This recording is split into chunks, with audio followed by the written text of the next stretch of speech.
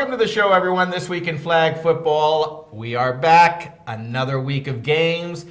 Little colder. I'm not afraid to admit this. I am not good in the cold. I don't like it. I want to leave town now, but I have to wait for our Super Bowls to happen, so I'm going to stick around. Yeah, I agree with you there. I don't like the cold either. To quote Carl Patterson, we're a tropical people, so we like it a little bit warmer.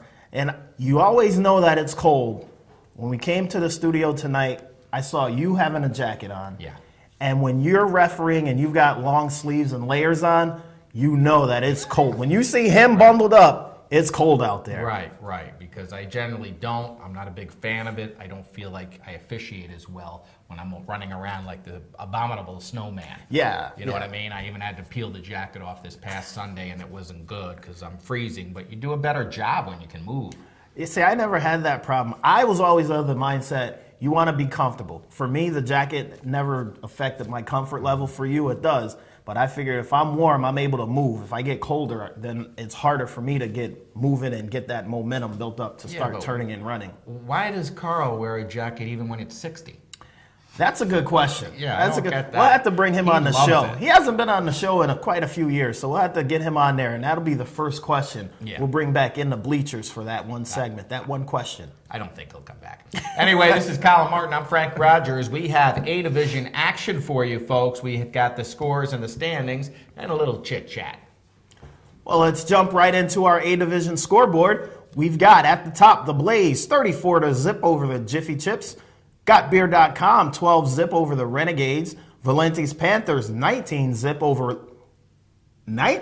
over Laney's. Wow. Say it. I had to catch that one. That one. Say it. Again, I didn't proofread it, but was Laney shorthanded or was Valenti's just ready to ball that day? No, Valenti's was ready to ball. Good for them. Hopefully, I think we have some inside information on the game when the insider comes on, but I will tell you, I'm not going to give away everything that he has because I don't know the information, but I will tell you, though, that people, because I was on the other field, told me that they were ready to ball, as you said, and they actually came out very strong. Good for them. Remember a couple of weeks back, I had predicted that was going to be the team of the future going forward. That's one of those games that they could possibly look back on and say, that's where it all turned and that's where it started. Great win by them. Very impressive. And, Colin, I don't know if you were on board with me then or the insider, but we also decided, I think you came up with the question, which team would have the best chance of making an upset or maybe getting to the Super Bowl. And I know I like the Panthers. I'm not sure if you did, between Got Beer Panthers and the Palmer Auto team.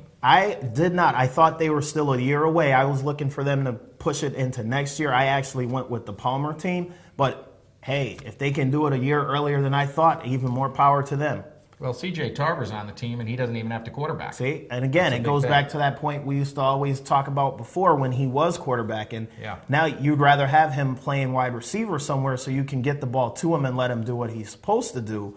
Whereas if you have him quarterbacking, you're going to, by the definition of the position, you're taking the ball out of his hands, and you want to get the ball into his hands more often than not. True that. PalmerAutos.com, 28-19 over Samson's fighting amongst themselves Irish. Oh! Samson's 49ers, 25. He's giving me the stink eye right now. 25-7 over the NEKF Tigers. Rough season for the Tigers, but they're hanging in there. I'm sure Tommy and the boys are working on it, trying to make some adjustments to get everything righted, get that ship righted before the playoff season commences. Hopefully they'll be able to pull off an upset or two. Yeah, and, just the other thing on that, we put a poll question up about seeding in the C division and so on and so forth. Well, people were saying, well, certain teams are below 500 and certain teams are above 500. Somebody put a post up there that I was already thinking about. That's going to happen every season. Somebody finishes first, somebody finishes last, somebody finishes in the middle. Well, my point with the Tigers is this is a dead season. Yes, they had... whether it be injuries or people just not showing up, it was just not the type of season I thought they felt they could have in their first in the single A. So I think that they actually will be stronger and hopefully better next season. And to your point, remember that Marshawn Lynch run against I almost said the Seahawks, against the Saints a couple of years back where everybody on the New Orleans team had a shot to take them down? Miraculous touchdown. Created a number, I forget what it was, on the Richter scale, a man-made earthquake up in Seattle. Well, the point of that story is, to your point, Seattle was 7-9 that year. They won their Week 8 NFC West division. They pulled off an upset against the defending champions. So it's not how you get into the playoffs, it's what you do once you get into the playoffs. So if they go in with the losing record, who knows? Maybe they'll pull off the upset like the Seahawks did that year.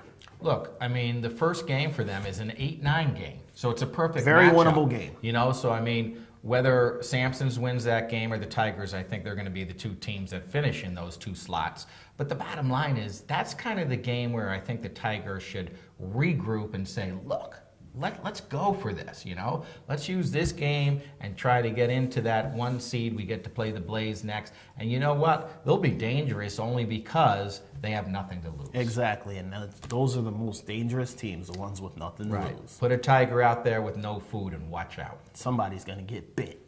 Let's go into our AA standings. We've got the Blaze 8-0. They've wrapped up the number 1 seed. Valenti's Panthers 5-3 with Laney's and GotBeer.com, followed by Palmerautos.com at 4-3. And then in the A division, we've got the Renegades at 5-3, followed by Samson's 49ers at 4-3. Samson's fighting with themselves Irish at 2-6. Oh. And the NEKF Tigers at 1-7, followed by Jiffy Chips at 0-8, rounding out our A and AA divisions. All right, well, there you have it, folks. We've got one more week of action coming up.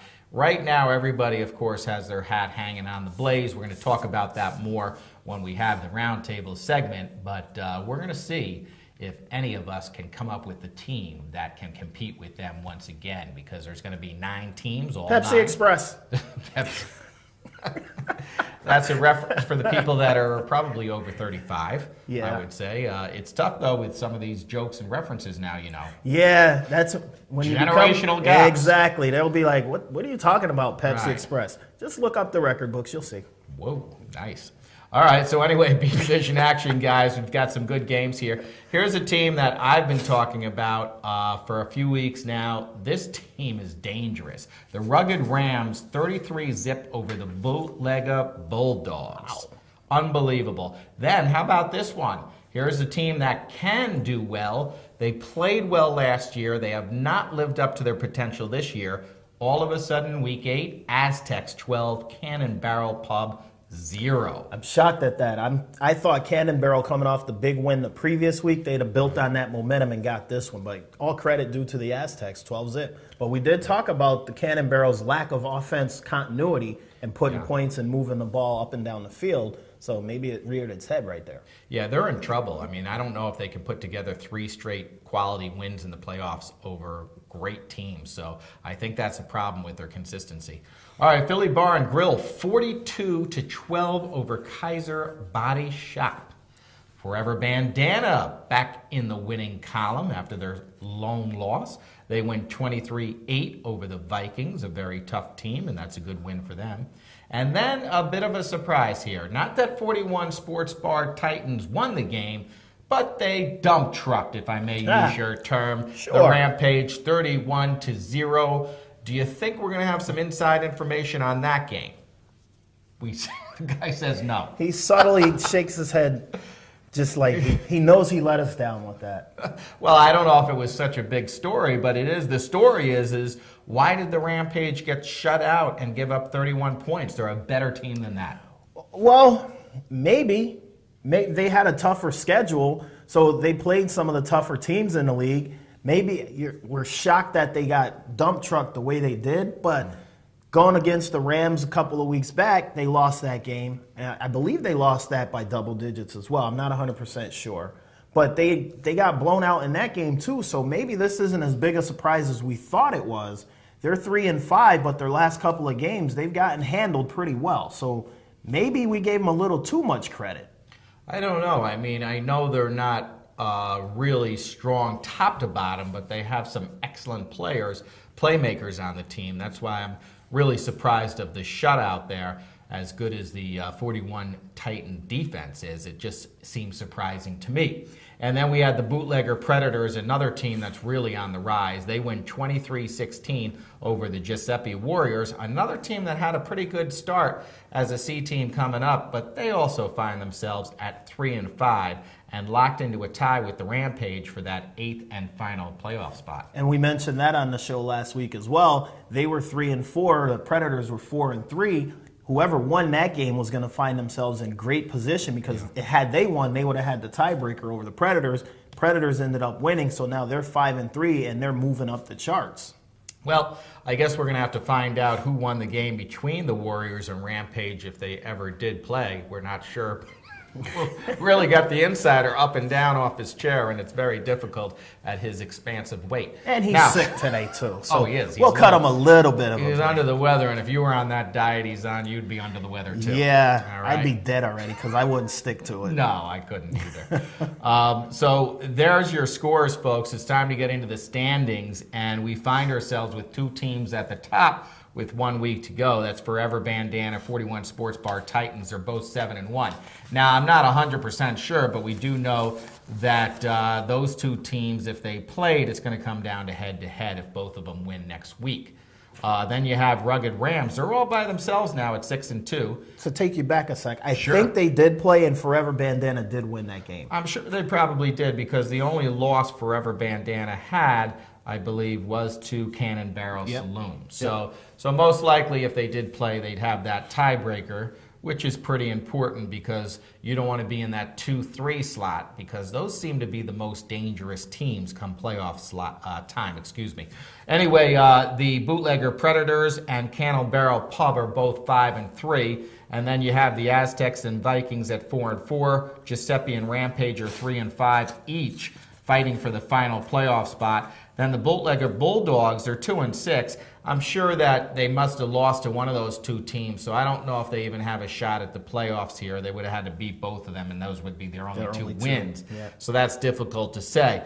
Philly Bar and Grill and Kaiser, the only thing I want to say about those two teams is that they're fighting, and they're showing up every week, and they're playing their games, and hopefully they finish out strong in week 9 because it's nice when you have all 12 teams, even the 1-7 teams, coming out in full force and doing their best. I concur.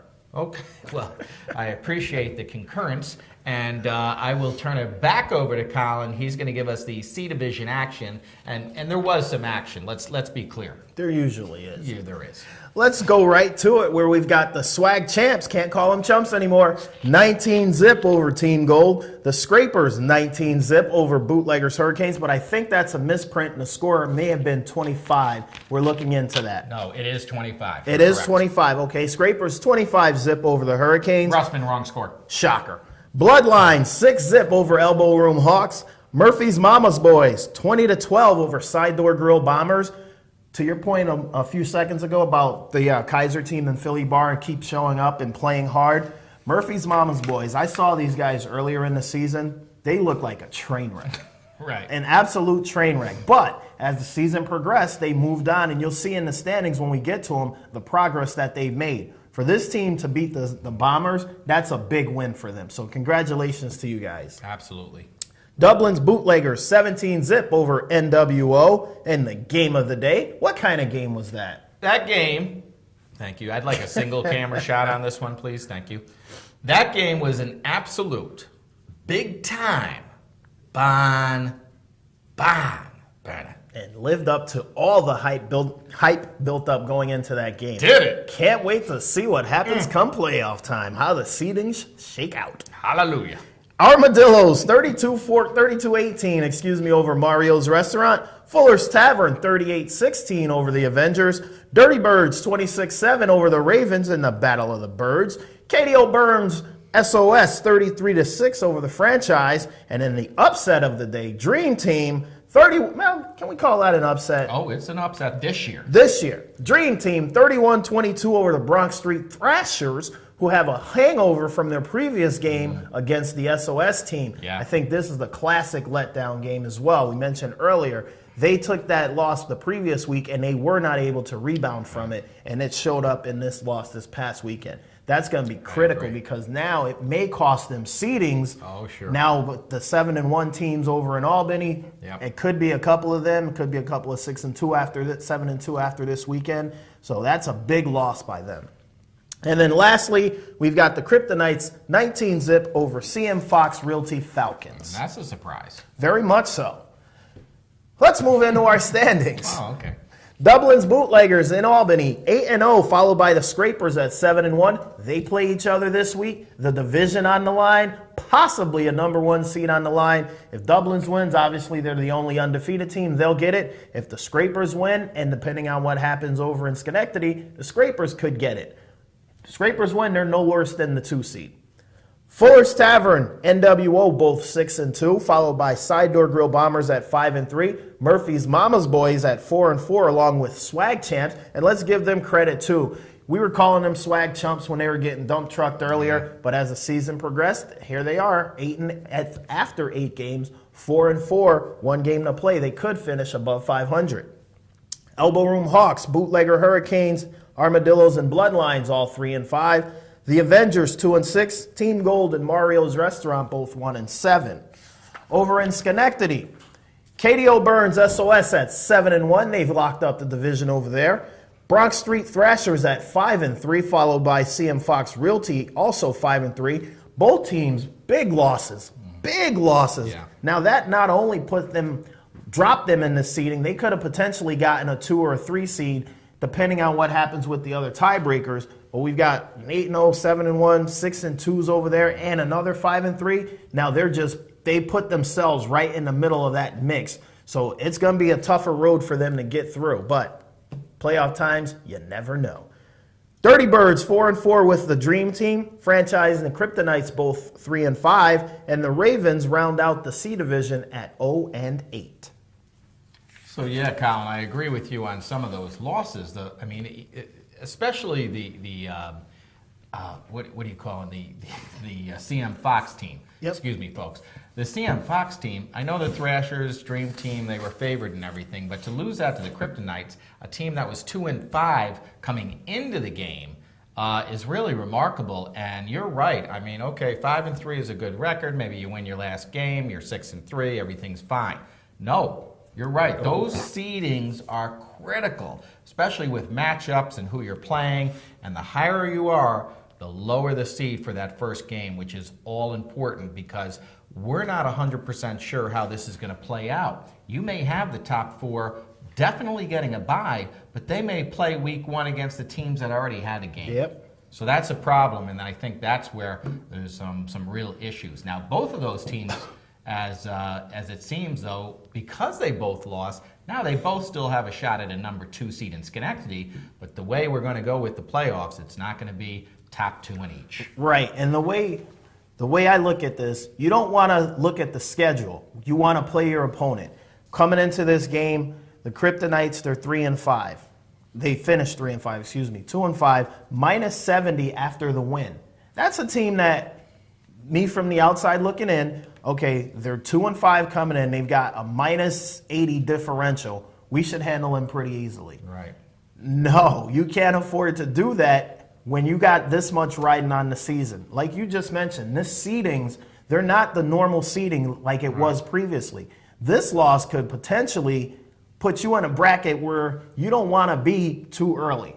And now, because you didn't handle your business, and I'm speaking to both teams here, both teams lost games they should have won. Right. Now they didn't handle their business, so now they just made it tougher on themselves and their team to get to their ultimate goal. So you got 1 week left. I don't know how the schedule shakes out, but if you're playing another one of those lower-seeded teams or a team that you should beat, you need to beat them and handle your business. You don't want to leave it up to tiebreaker scenarios, and then you could go from just throwing numbers out there. You could go from a 3 to a 7, right. And that's a big difference in the matchup. Well, it's also interesting, Bronx Street Thrashers, they had to play SOS twice. I think they played Dream Team twice. I'm not 100% sure on that, but everybody had to play somebody twice. two teams twice in that because of the 8 teams, and you only have 7 opponents with 9 games. So really, we'll see what CM Fox has. I think that's the critical one because I think Bronx Street is going to have an easier game than probably CM Fox. Most likely. If they played, like you said, if they played Bronx Street, if they played SOS twice, we knew they lost to them twice. And if they split with Dream Team, that's their 3 losses right there. So those are the tough games that they've gotten out of the way. So maybe they end up with the Kryptonites or the Ravens. And I also want to make it clear, because I refereed the game, that the Thrashers beat CM Fox head-to-head. Okay. So there you have it, folks. So let's get into the co-ed scores. And as always, if I could have that score sheet. Oh, there they are. I will give you the score, and Colin will give you the MVP. This was our last week of co-ed action. We're going into the playoffs, which is going to be a lot of fun this year. We have the A and B. Colin, who loves the B Division playoffs, will be watching all of those games, not A's. But anyway, that's a bit facetious. Green Machine, 45-28 over the Walrath Recruiting Bunnies, mainly because of the comeback of Jimmy Morrill, their quarterback. MVP of that game, big pickup for these guys in the offseason from the Brad Lewis team. Yes. Drew Rivera making an immediate impact for them. They're going to be dangerous in the playoffs. Yep, another kid that came up through the NFL Youth Flag Football League. Drew has been fantastic, and he showed a ton of speed. He looked like the fastest player on the field on Saturday. Andy's Maniacs, this is a good game for both teams. They did not have a victory, either one of them. There was a mistake in the standings, but they were both winless. But Andy's, with the vet leadership of Joe Monker, win 27-6 over Good Touch, Bad Touch. I concur on Monker. How about that? Hey, how's that? MVP, Jeremy Janae. I hope I pronounced that correctly. I think so. Janae or something like that, but I think he's the quarterback, the tall guy, right? That's not his last name then. It's a different Jeremy. Maybe it's a different Jeremy. Yeah, it's got to be a different Jeremy. Everybody on Andy's did a good job, though, and congratulations to both teams on fighting pretty hard. It was a tough game. It started out decent in the first half weather-wise, and then the second half went to hell. And we had a lot of rain and wind and cold weather, and it got a little sloppy, but everybody still had a lot of fun. Good for them. Glad I wasn't there. And how about Kohler's? Up and down season is going into the B Division with a 41-20 victory over the AGL Renegades. Kohlers and Silver Bullets in the B Division. 2 teams that literally hate each other. Oh, that's going to be fun. MVP of that game, Eric Wigand. Eric had a great job and great game himself, and he's had a terrific season. He may be one of those guys in the top 7 when it comes All-Star time. We'll see. He potentially came back. The previous week they said it looked like he had hurt his knee, so good to see that he wasn't too severely injured and he was back on the field this past weekend. Yeah, he's very fragile because metrosexuals normally are. And if you want to see Eric in person, please go to the next eyebrow waxing. Okay, now we have... I hope you're joking. No. Samson's 39, Darkside 20. The dark season for Darkside continues. MVP of that game, Katie Ogilvy. There was a dual MVP, but you know, I don't I'm getting like a that. stink eye again. Did I mispronounce the name? No, he wants the second person, and you know how I feel about that. She was first on the list. Then the second one was Stephanie raced to the race end zone. So she was also in there. But as you know, I'm not a big fan of start, because if we're going to do 2, why not 3? Why not 4? Right. You know, so I gave it to the first girl on there. Doesn't mean she was the best game. It seems like both of them had terrific games and seasons. But I did like how you just did the Jedi mind trick without mentioning Stephanie by mentioning Stephanie. So that was smooth the way you did that. Steph, take note. Oh, thank you. You're welcome. All right, so we had the Silver Bullets. They come back with a big victory over Brad Lewis Lawn Care, 39-19. Seems like they're not going to throw their season away and will participate in the B playoffs. MVP of that game, Stacy Cowell. Okay, and then in the game of the week, 2 undefeated teams, both 7-0. Surprise to me, to be honest with you. I did not watch the game because I was officiating, but I'm surprised Del Lanes won this game 31-20 over Riff Raff. And that just solidifies his MVP candidacy by Jeff Smith getting this team undefeated to this point. Funny thing, the previous week we had talked to PJ Martone, the former quarterback for Del Lanes, who had finally come down to the field. And they were asking him, why didn't you come down sooner? He's like, you know what? I didn't want to intrude on Jeff's space. If I came down, people would have started asking me how come I'm not playing, blah, blah, blah, blah, blah. I wanted him to be able to take this team and make it his own team without me being there causing any kind of distractions or conflict. So he came down week 7, and he saw how good Jeff's playing, and he made it a point to say he's calling a lot better game than he used to do back in the day. So he's seeing the growth that we've all seen, and coming from PJ, the former quarterback, Hall of Famer, that says a lot. So MVP of that game. It didn't go to Jeff. I was talking more season. Sure. But the MVP of this game, Hall of Fame female, Heather Fiora. Yeah, no, you make some good points on that, and that's good that P.J. Martone was able to do that. But when he says call a good game, surprising coming from a guy that only likes go routes. Listen, you don't get the name the Riverboat Gambler for nothing. That's not an accident. He loved the go routes. 4th and 20. Yeah, we're going. Yep. The good old days. McGarry's Honey Badgers 40, Dirty Birds 19. We have to give a special shout out to McGarry's. Last year, they made the playoffs for the first time in their history. This year, they are going to have a winning record, I believe, for the first time in their history as well. I don't think they had a winning record last year, but this year they are 5-3, and they are making it into the A. I'm looking at the wrong camera. They are making it into the A playoffs. Congratulations to McGarry's, Rich and Scrod and Joe and Allie, all you guys who were there from the beginning when you were just showing up hammered drunk every week, getting beat, didn't even care. Now you're still showing up hammered drunk, just not every week, and you're playing a lot better football. So congratulations to you guys. 5-3, great season. MVP of that game, Craig Helms. All right, and I agree with you. You know what's even more fascinating is when we say they made their first playoffs, we're talking about the A division.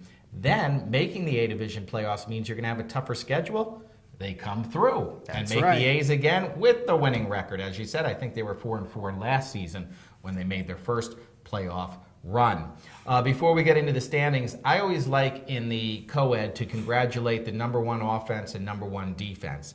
This season, the #1 offense at 305 points at a 5-3 record too, and without their quarterback for half of the season at least. They score 305 points, as I mentioned, Green Machine. #1 offense. #1 offense. That's roughly 36 points a game or something like that, something to that effect. Absolutely. You're going to win a lot of games scoring 36. Yeah, and then the #1 defense goes to the #1 seed, and this always seems to hold true. Defense wins championships, as we said. Sampson's Misfits at 114, well ahead of the second place Riff Raff at 161, and they finished second in overall offense. So congratulations to Sampson's and their soft schedule. And, well, see, I was just about to say, I don't know if we can claim the soft schedule because they won the B last year, so they got put into the A bracket for a tougher schedule. So they shouldn't have, I don't know for certainty. Okay, then congratulations on your soft schedule, Charmin. Look at the teams below them, Dell, Riff Raff, and Green Machine. They didn't play any of them.